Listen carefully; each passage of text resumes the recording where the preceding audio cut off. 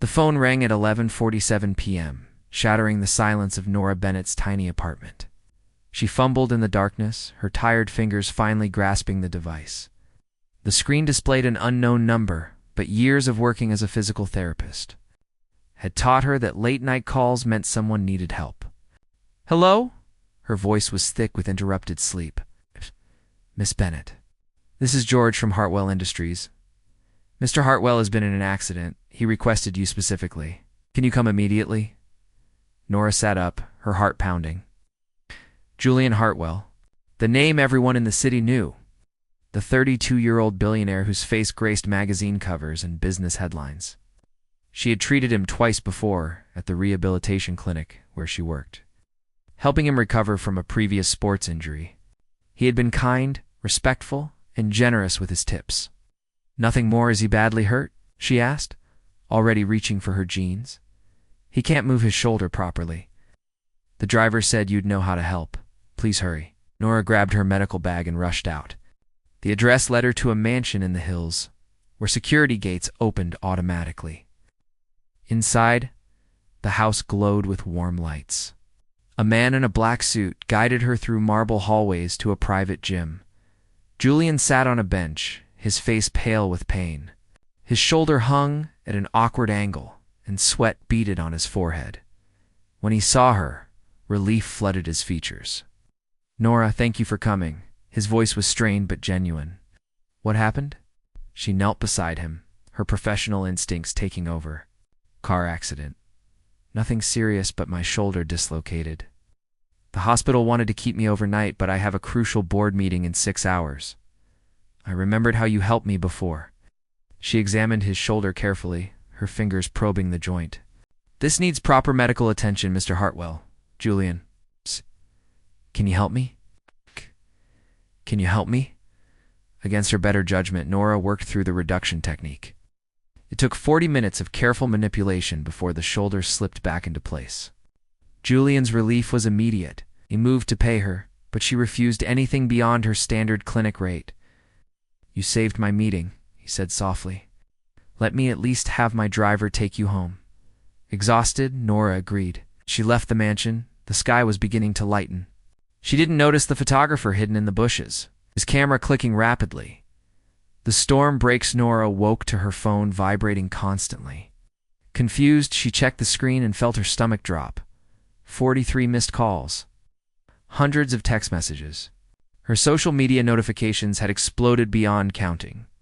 She opened the first message from her best friend Rachel. "Nora, call me now. You're all over the news." What?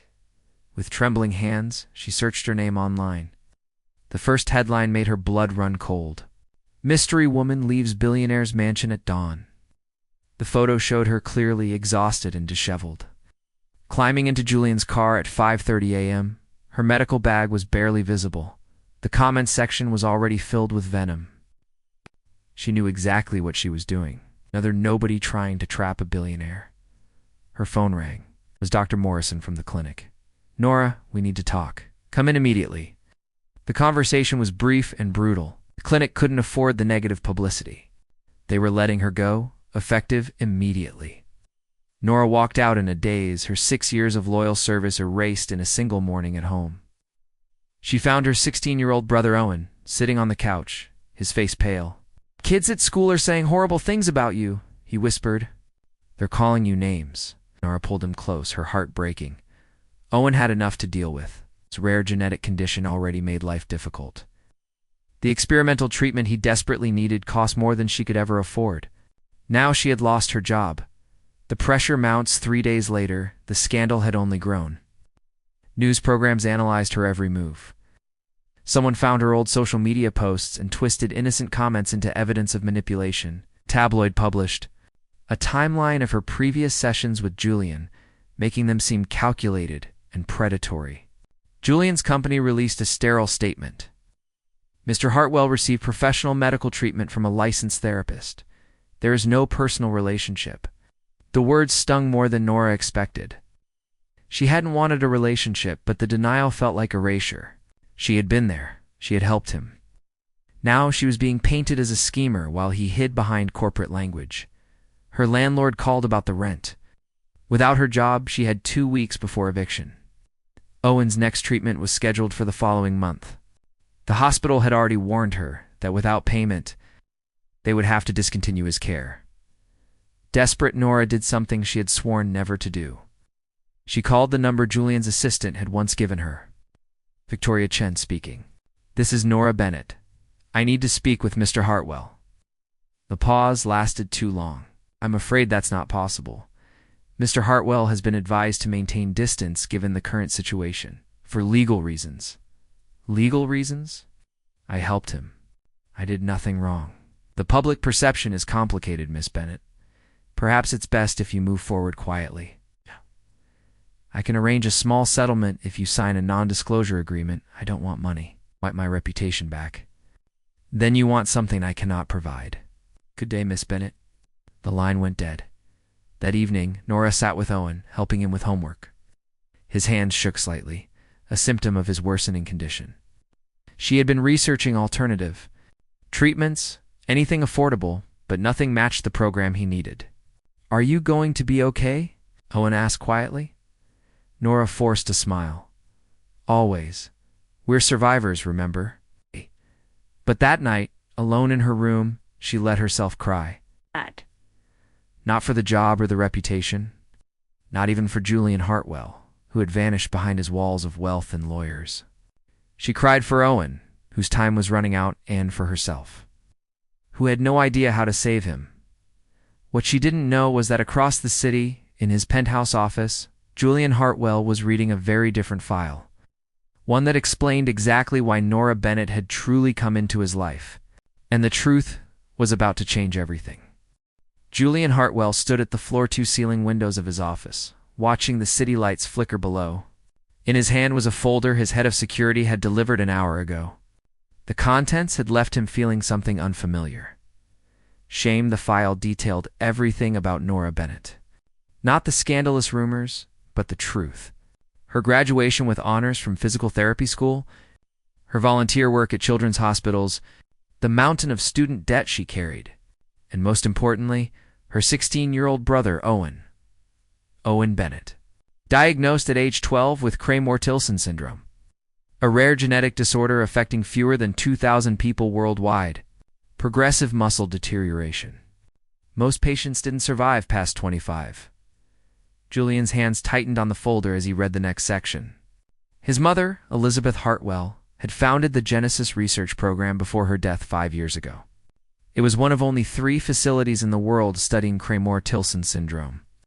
The program had shown promising results with experimental gene therapy. Owen had been on the waiting list for 3 years. Julian flipped to the correspondence section. Letters from Nora to the Genesis program, professional and desperate. She wasn't asking for special treatment. She was asking for a chance, for her brother to be evaluated, for someone to consider Owen's rapidly declining condition. Every letter had been politely declined. Funding was limited. The waiting list was long. The final document made Julian's chest tighten. It was dated 2 months before the scandal. A letter from Nora to Julian himself, sent through proper channels. She had explained Owen's situation and asked if there was any way to expedite his evaluation. She mentioned their previous therapy sessions, hoping he might remember her. The letter had never reached him. It had been intercepted and filed away by someone in his office. Julian picked up his phone. "Get Victoria Chen in here now." The betrayal revealed. Victoria entered his office with her usual confident stride, tablet in hand. "Julian, the board meeting is in 20 minutes. I have the talking points prepared for her. Did you see this letter?" He held up the document from Nora. Victoria's expression flickered. "I handle thousands of requests. I can't remember every. Try harder." She straightened her spine. "Yes, I saw it. I deemed it inappropriate given your professional relationship with Miss Bennett." "Inappropriate?" Julian's voice was dangerously quiet. "A therapist asking about medical research for her dying brother is inappropriate. She was trying to use her connection to you for personal gain. She was trying to save her brother's life." Julian stood, his full height suddenly intimidating. "Then you orchestrated the scandal, didn't you? You tipped off the photographer." Victoria's silence was answer enough. My mother started that research program to help families like the Bennetts. Julian continued, his voice shaking with controlled rage. You've been filtering requests to protect the company's image. How many others did you turn away? I was protecting you, Victoria insisted. These people see your wealth and think you owe them something. They use emotional manipulation. Get out. Julian's voice cut like ice. Security will escort you to clear your desk. You're done. You're making a mistake, Victoria said coldly. The board will never approve increased funding for pet research projects. Especially not now, and let them try to remove me. My mother's legacy isn't for sale. After Victoria left, Julian sat in the darkness of his office. He had spent 3 days hiding from the scandal, letting Nora take the blame. He had believed the worst about her because it was easier than admitting he had failed to see the truth. His mother would have been ashamed of him. The hospital visit the next morning. Julian arrived unannounced at St. Mary's Hospital. He found Owen's room on the 4th floor. Through the small window in the door, he saw Nora sitting beside a pale teenage boy reading aloud from a book. Her voice was gentle, animated, bringing the story to life. Owen laughed at something she read, and the sound was bright despite his obvious weakness. Julian knocked softly. Nora's head snapped up, her expression shifting from surprise to guarded wariness. Mr. Hartwell. She stood, positioning herself slightly between Julian and Owen. What are you doing here? I came to apologize. Julian stepped inside, his hands empty of the usual trappings of wealth. No assistants, no lawyers, just him. And to meet Owen. The boy studied Julian with curious eyes. You're the billionaire my sister got in trouble for helping. Owen, Nora warned. It's all right. Julian moved closer. Yes, I am. And I'm here because I've been an idiot. Despite everything, Owen smiled. Nora says only honest people admit when they're idiots. Your sister is very wise. Julian pulled a chair over and sat down, making himself level with Owen. I understand you're waiting for the Genesis program. Nora's expression hardened. If you're here to offer charity, I'm here to offer what my mother would have wanted. Julian looked directly at her. Owen should have been evaluated months ago. The letter you sent me never reached my desk. It was buried by someone who thought they were protecting me. Protecting you from what? Nora's voice was sharp with old hurt. From people who need help? From anyone who might take advantage of me. Julian's admission cost him. I've spent years building walls. I forgot that my mother built bridges. Owen coughed, his thin frame shaking. Nora was beside him instantly, adjusting his pillows. Julian saw the practiced ease of someone who had done this 1,000 times. The casual intimacy of care. The Genesis program will evaluate Owen tomorrow, Julian said quietly. The best doctors, full assessment. No waiting list. I can't pay for that, Nora said, her pride and desperation warring in her voice. My mother's program was meant to help patients, not profit from them.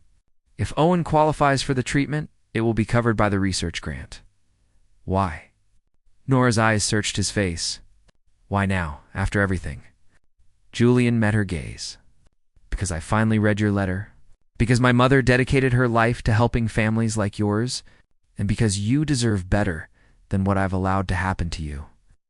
Owen spoke up, his voice weak but determined. Nora says you can judge people by what they do when nobody's watching. Is this you trying to look good or is this real, Owen? Nora gasped. But Julian appreciated the directness. It's real. And I hope I can prove that to both of you. The board's ultimatum, the news of Julian's visit to the hospital leaked within hours. Not the details, but enough to reignite the scandal. By afternoon, the headlines screamed new theories. Billionaire visits mystery woman's brother. What's he hiding? The board called an emergency meeting. Julian sat at the head of the long table, facing 12 faces ranging from concerned to hostile. This has gone too far, Chairman Douglas Reed declared. Your personal involvement with this woman is destroying shareholder confidence. There is no personal involvement, Julian said calmly. Yet, but there will be. The room erupted. You can't be serious, another board member shouted. The stock has dropped 15%. Our reputation is built on innovation and integrity, Julian interrupted. My mother founded the Genesis program to push the boundaries of medical research. That boy, Owen Bennett, has been waiting for treatment because someone in my organization decided he wasn't important enough. One patient among thousands, Reed argued. One patient my mother would have fought for. Julian stood. I'm personally funding the expansion of the Genesis program. We'll triple our research capacity and eliminate the waiting list within 2 years. That will cost millions, the CFO protested. Then it costs millions. My personal fortune, not company funds. Reed leaned forward. If you pursue this recklessly, Julian, we'll have no choice but to call for a vote of no confidence. Then vote. Julian gathered his papers. But remember that my mother left me controlling interest in this company, specifically to prevent it from becoming just another corporation that values profit over people. Fire me if you want. I'll still fund the research. I'll still help Owen Bennett. And I'll still make sure everyone knows why. He walked out, leaving the board in chaos behind him. The treatment begins 3 days later. Owen was admitted to the Genesis Research Center. The facility was state-of-the-art, built with Elizabeth Hartwell's vision and fortune. Nora stood in the lobby, overwhelmed by the gleaming equipment and bustling medical staff. Dr. Richard Holbrook, program director, personally greeted them. Owen Bennett, we've been expecting you. Your case file is fascinating. The genetic markers suggest you'll respond well to the therapy. What's the success rate? Nora asked, needing facts to anchor her hope. In similar cases, 73% show significant improvement. 21% achieve full remission. Oh. Dr. Holbrook smiled. Your brother's youth gives him an advantage. As they toured the facility, Nora saw something that made her stop. A bronze plaque on the wall. The Elizabeth Hartwell Memorial Wing, dedicated to the belief that every life has infinite value. Below it was a photo of a woman with kind eyes and Julian's smile. She was beautiful. Nora whispered, she was everything. Julian's voice came from behind her. He had been watching from the doorway. She died believing the research would save lives. I forgot that for a while. Now Nora turned to face him. I never wanted your money, Mr. Hartwell. Julian, he corrected gently, and I know. I read every letter you sent. You only ever asked for a chance. Why did it take a scandal for you to listen? The question hung between them, honest and painful. Because I was afraid, Julian admitted. Afraid of being used. Afraid of trusting the wrong person. My mother's death made me suspicious of everyone's motives. Now I realize the biggest mistake would be pushing away someone who reminds me why she built all this in the first place. Owen appeared in the hallway, accompanied by a nurse. His face was brighter than Nora had seen in months. They have a game room. An actual game room with everything. Nora laughed, tears slipping down her cheeks. You better pace yourself. Come on, Nora. Just one game? She looked at Julian. He nodded. Go. I'll handle the paperwork. As Nora walked away with her brother, Julian watched them disappear down the corridor. Dr. Holbrook stood beside him. That young man has a fighter's spirit, the doctor observed. He gets it from his sister, Julian replied. They've been fighting alone for too long. And now. Julian's expression softened with something that looked like hope. Now they won't have to. Outside? The media still churned their stories. The board still threatened action. Victoria Chen was already planning her revenge from her new position at a rival company. But inside the Genesis Center, surrounded by his mother's legacy, Julian Hartwell felt something shift. He had spent years protecting his fortune. Maybe it was time to invest it in something that actually mattered for months past, like seasons changing. Owen's treatment became a routine of hope and setbacks, progress and patience. Nora practically lived at the Genesis Center, sleeping in the family accommodations when Owen had difficult nights. She watched him receive gene therapy infusions, counted his good days, held him through the bad ones. Julian found himself visiting more often than necessary. At first, he told himself it was to oversee the program expansion. Then he admitted it was to check on Owen's progress. Finally, he stopped making excuses. He came to see Nora. She was always there, reading medical journals in the waiting room, sketching in a notebook during Owen's nap times, laughing with nurses who had become friends. She moved through the center like someone who belonged, and Julian realized she did. His mother would have loved her one evening. Julian found Nora in the meditation garden, staring at the fountain his mother had commissioned. The water sparkled under landscape lighting, peaceful and constant. "He had a good day today," Julian said softly, sitting beside her on the stone bench. "3 good days in a row?" Nora's voice carried cautious optimism.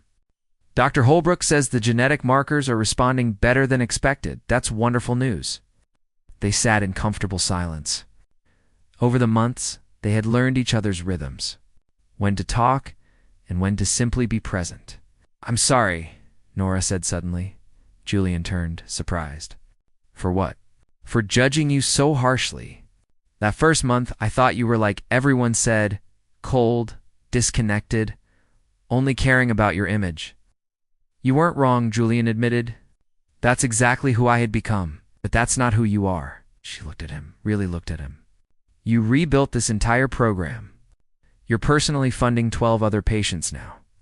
You've been here almost every day, even when cameras aren't watching.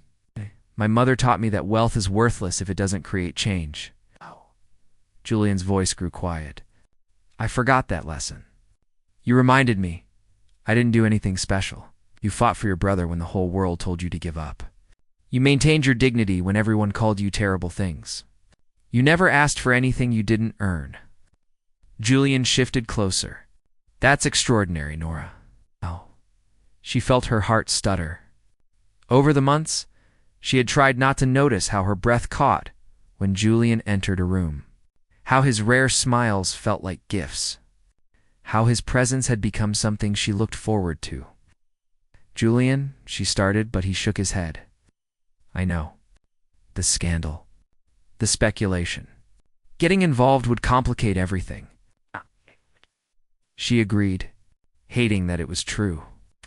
"But when Owen recovers," Julian said carefully, "when this chapter ends and life returns to normal, would you consider dinner with me? Not as a patient's family member, not as a publicity stunt. Just as yourself and myself." Nora's eyes shimmered. "Ask me again when Owen rings the bell." The bell.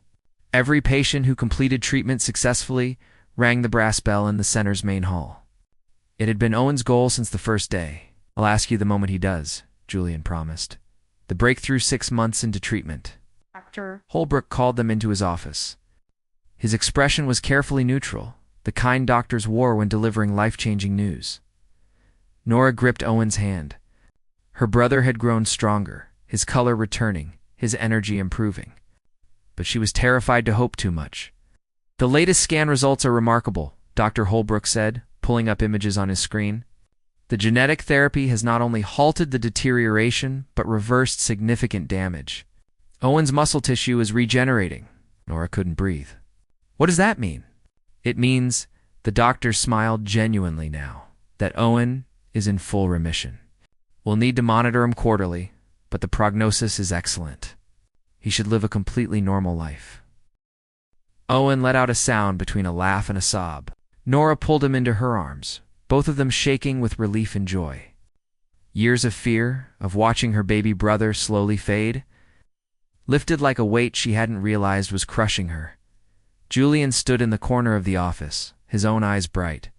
He had funded hundreds of projects, donated millions to various causes. Nothing had ever felt like this.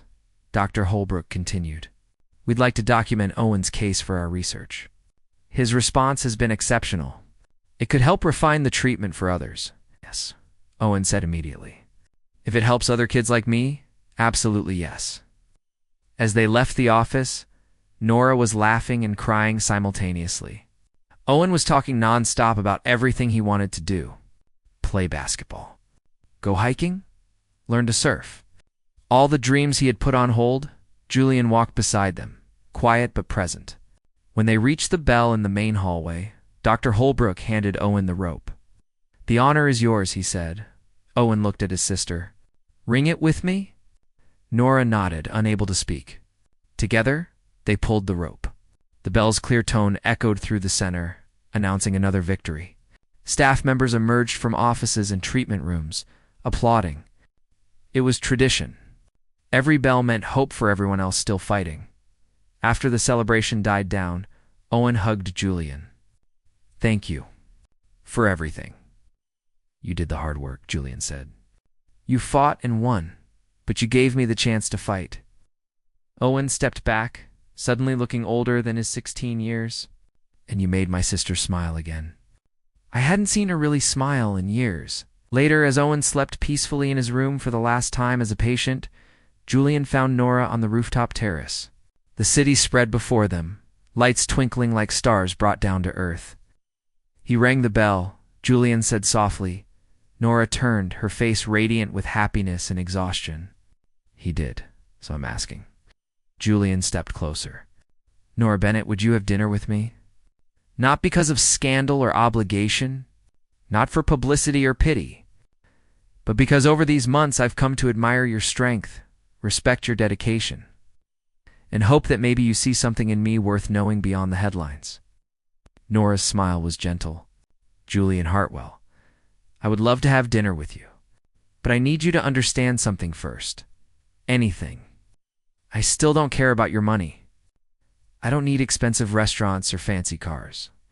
I need honesty, kindness, someone who shows up when life is difficult, not just when it's convenient." "I can do that," Julian said. "I want to do that." "Then yes, dinner sounds perfect." The kiss happened naturally, inevitable as sunrise. Soft and tentative at first, then deeper as months of suppressed feelings finally found expression. When they pulled apart, both were smiling.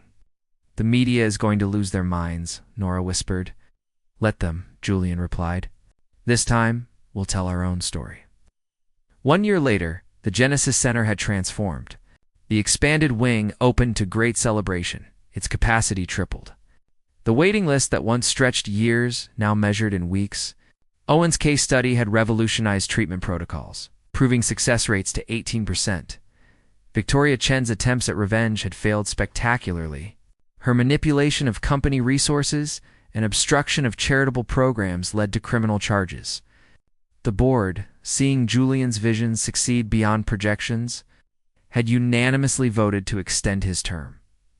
But more importantly, Julian had changed. He spent less time behind corporate walls and more time in the world his mother had tried to build. He attended patient celebrations. He funded scholarships for medical students. He listened to people who needed help instead of assuming they wanted something from him. Nora had returned to physical therapy, opening her own practice that specialized in working with Genesis Center patients. Her reputation, once destroyed, had been rebuilt through her work and Julian's public acknowledgement of her integrity. The scandal was now a footnote in both their stories. Owen thrived. He had become a spokesperson for Kramer-Tilson syndrome awareness, sharing his journey to inspire other patients. He played on his school's basketball team and maintained a perfect grade point average. The brother Nora had feared losing was now planning his future with confidence. On a crisp autumn evening, Julian brought Nora back to the Genesis Center. The building was quiet, most staff gone for the day. He led her through familiar hallways to the meditation garden, where they had shared so many conversations. The fountain sparkled as always. But something was different. Rose petals floated on the water's surface, and candles lined the stone pathways. Soft music played from hidden speakers. "Julian, what is this?" Nora asked, her voice catching. He took both her hands. "A year ago, I thought I knew everything about protecting myself. I built walls so high that I couldn't see the people who needed help. Then you walked into my life not asking for anything except a chance for your brother. Julian, let me finish." His smile was nervous. "You taught me that real wealth isn't measured in bank accounts. It's measured in lives changed, in courage shown, in love freely given. You've made me a better man, Nora, not because you wanted to, but because being around you makes me want to be better." He released one hand to reach into his pocket. When he knelt, Nora's breath stopped entirely. Nora Bennett, I'm not offering you money or status or anything the world thinks matters. I'm offering you myself. My time, my truth, my heart. Will you marry me? The ring was simple. A single diamond on a platinum band, elegant without being ostentatious. But what made Nora's tears fall was the inscription inside. She could see it as he held it up to the candlelight. Every life has infinite value, his mother's words. The philosophy that had brought them together, as Nora whispered. Then louder, laughing through her tears. Yes, Julian, yes. He slipped the ring onto her finger and stood, pulling her into his arms. They swayed to the music, alone in the garden built by a woman who believed in healing the world. Your mother would have loved this, Nora said softly. She would have loved you, Julian corrected. For the same reasons I do. Your compassion, your strength, the way you see people for who they are, not what they have. I see you, Nora said, looking up at him. I see the man who shows up at midnight when patients have setbacks. Who remembers every child's name in the center? Who rebuilt a program not for publicity, but because it was right. And I see you, Julian replied, the woman who never gave up. Who fought for her brother with everything she had. Who taught me that the most valuable things in life can't be bought. They kissed as the fountain played and candles flickered. Above them, stars emerged one by one, witnessing the love that grew from scandal into something real and lasting. The wedding 6 months later, they married in the Genesis Center's garden. No cameras, no publicity, just family, friends, and patients whose lives had been changed by the program. Owen walked his sister down the aisle, strong and healthy. He had grown 3 inches and filled out with muscle. When he placed Nora's hand in Julian's, he whispered, "Take care of her or you'll answer to me." Julian grinned. Deal. The ceremony was simple. They exchanged vows they had written themselves, promising partnership and honesty and showing up for each other in difficult times. When the officiant pronounced them married, the applause was thunderous, but the moment Nora would remember forever came later. After the dinner and dancing, after cutting the cake and toasting with sparkling cider, Julian led her back to the memorial plaque honoring his mother. I wanted her to meet you, he said softly, so I'm introducing you properly. Mom, this is Nora Hartwell, the woman who reminded me of everything you taught me, the woman I'll spend my life loving. Nora touched the plaque gently. Thank you, Elizabeth, for raising a man who learned to see beyond the surface, for building a program that saved my brother, for believing that every life has infinite value. Julian wrapped his arms around her from behind. She would say that's exactly why she did it. For moments like this, as they stood together in the quiet garden, Nora thought about the journey that brought them here. The scandal that could have destroyed her. The man she thought wanted nothing but his reputation protected. The truth that emerged when they stopped performing for cameras and started seeing each other clearly. Do you ever regret it? Julian asked. Everything that happened? Nora turned in his arms. Not a single moment. Because it brought me to you. It saved Owen. It taught me that sometimes the worst things lead to the best things. I love you, Julian, said simply.